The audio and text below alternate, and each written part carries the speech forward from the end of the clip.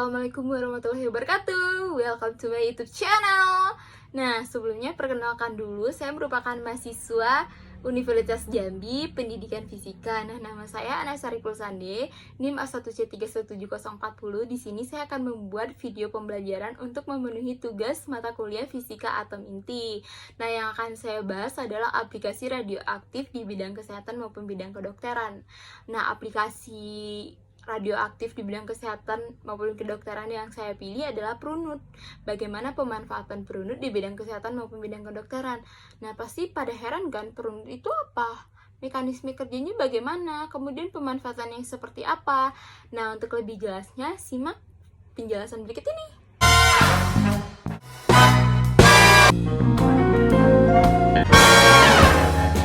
Pemanfaatan Prunut di bidang kesehatan maupun bidang kedokteran itu digunakan untuk mendeteksi berbagai jenis penyakit. Nah, pemanfaatan Prunut ini untuk mendeteksi ini dilakukan dengan cara menyuntikkan senyawa yang digunakan untuk mendeteksi berbagai penyakit.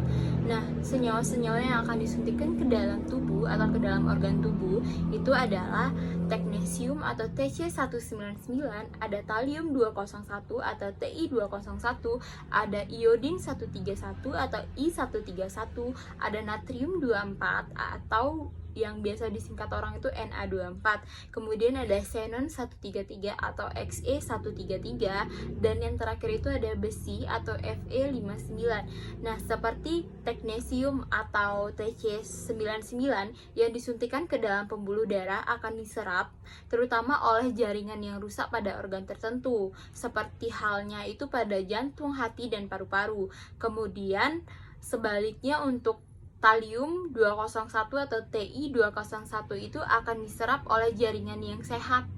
Jadi kalau yang TC itu akan diserap oleh jaringan yang rusak. Kemudian kalau Ti itu akan diserap oleh jaringan yang sehat pada organ jantung. Oleh karena itu, kedua isotop itu digunakan secara bersama-sama untuk mendeteksi kerusakan jantung. Nah, untuk iodin 131 itu akan diserap oleh kelenjar gondol, hati, dan bagian tertentu dari otak. Jadi iodin itu lebih ke bagian otak, hati, dan kelenjar gondol.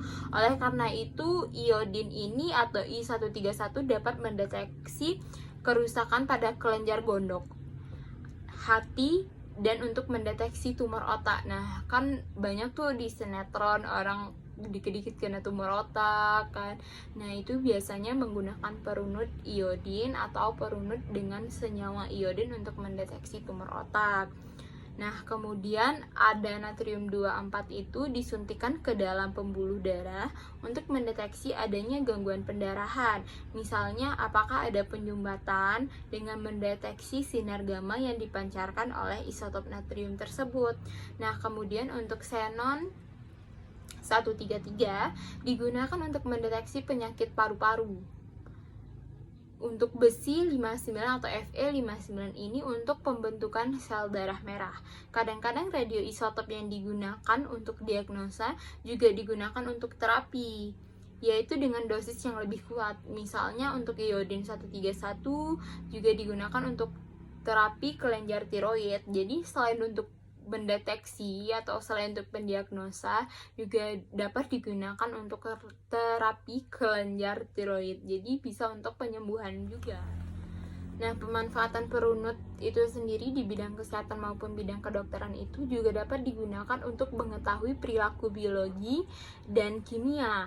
Nah, suatu unsur dalam tubuh, baik perilaku biologi yang merupakan penyerapan, penyebaran, penimbunan metabolisme, maupun sifat kimia yang unsurnya itu perubahan bentuk senyawa kimia gitu, yang bentuknya itu dia itu akan merubah senyawa kimia gitu. Suatu unsur atau senyawa penting dalam tubuh dapat diungkapkan berkat teknik Prunut radioaktif. Jadi dengan mengetahui informasi tentang penyerapan, penyebaran, penimbunan metabolisme unsur iodium radioaktif atau I131 tadi dalam tubuh sekaligus telah memperoleh data informasi yang sama tentang unsur iodium yang tidak radioaktif. Nah, hal ini itu disebabkan oleh sifat biologi dan kimia radioisotop 131 dan unsur iodin yang amat serupa. Beberapa unsur radioaktif memiliki sifat biologi dan kimia yang menyerupai unsur lain. Nah, kemudian pada pemanfaatan perunut ini kita juga dapat mengetahui fungsi organ dan kelenjar tubuh. Nah, misalkan ya, fungsi kelenjar tiroid atau gondok seperti halnya pada unsur iodin, saat setelah radioiodin 131 memasuki tubuh secara oral, akan diperoleh informasi bahwa sebagian besar iodin 131 itu diakumulasi pada kelenjar tiroid.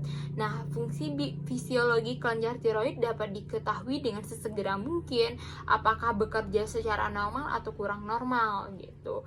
Nah, kemudian kita akan mengetahui juga fungsi ginjal seperti yang diketahui senyawa atilen diamin tetrasetik atau merupakan senyawa kelat yang akan segera diekresikan keluar tubuh melalui ginjal sesaat senyawa atilen diamin tetrasetik bertanda 51 Cr memasuki tubuh seseorang, akan segera diperoleh informasi apakah ginjal seseorang itu akan berfungsi secara normal atau tidak, ataukah ada gangguan lain pada ginjal seseorang tersebut gitu. Nah, yang ketiga, kita dapat memahami mengenai sirkulasi darah. Dengan bantuan radioisotop natrium 24, sirkulasi dalam tubuh dapat diamati. Sesaat natrium 24 ini diinjeksi ke dalam tubuh, dapat diketahui perjalanannya ke seluruh pembuluh darah. Pada daerah di mana sirkulasi darah tidak mengalami hambatan, harga cacahan di situ rata-rata cukup tinggi. Sedangkan pada daerah di mana terdapat penyempit pembuluh darah, harga cacahan jadi relatif rendah atau terjadi hambatan pada sirkulasi darah. Nah, diagnosa ini sekaligus dapat menentukan lokasi penyempitan pembuluh darah itu. Nah, untuk mekanisme kerja perunut di bidang kesehatan maupun bidang kedokteran itu ada dua. Yang pertama ada sebagai radio diagnostik, yang kedua ada sebagai radioterapi, seperti yang telah dijelaskan tadi ya. Nah, salah satunya yang digunakan untuk radio diagnosis tadi ada iodin 131 digunakan sebagai pengobatan untuk kondisi tiroid yang overaktif atau kita sebut dengan hipertiroid. Nah, iodin 131 ini sendiri adalah isotop yang terbuat dari iodin yang selalu memancarkan sinar radiasi. Jika iodin 131 ini dimasukkan ke dalam tubuh dengan dosis yang kecil, maka iodin 131 ini akan masuk ke dalam pembuluh darah rectus gastrointestinalis, atau iodin 131 ini akan melewati kelenjar tiroid yang kemudian menghancurkan sel-sel glandula. Nah, sebagai radioterapi, bila jaringan yang terkena radiasi penyinaran terlalu berlebihan, maka jaringan akan menyerap energi radiasi dan menimbulkan ionisasi atom. Ionisasi tersebut dapat menimbulkan perubahan kimia dan biokimia yang akhirnya akan menimbulkan kerusakan biologis. Kerusakan sel yang terjadi dapat berupa kerusakan kromosom, mutasi, perlambatan pembelahan sel, dan kehilangan kemampuan untuk bereproduksi. Nah, radiasi pengion adalah berkas pancaran energi atau partikel yang bila mengenai sebuah atom akan menyebabkan terpentalnya elektron keluar dari orbit elektron tersebut. Nah, pancaran energi dapat berupa gelombang elektromagnetik yang dapat berupa sinar gamma dan sinar X. Pancaran partikel dapat berupa pancaran elektron sinar beta atau pancaran partikel neutron alfa proton. Kemudian dengan pemberian setiap terapi, maka akan semakin banyak sel-sel kanker yang mati dan tumor yang akan mengecil. Sel-sel yang mati akan hancur dibawa oleh darah dan diekskresi keluar tubuh. Sebagian besar sel-sel sehat akan pulih kembali dari pengaruh radiasi. Tapi bagaimanapun juga, kerusakan yang terjadi pada sel-sel sehat merupakan penyebab terjadinya efek samping dari radiasi atau efek samping dari penyinaran yang terlalu berlebih.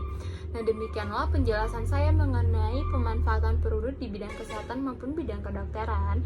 Nah, untuk penjelasan lebih lengkapnya akan saya lengkapi dengan PPT maupun makalah supaya lebih lengkap untuk mengetahui penjelasan yang secara rinci.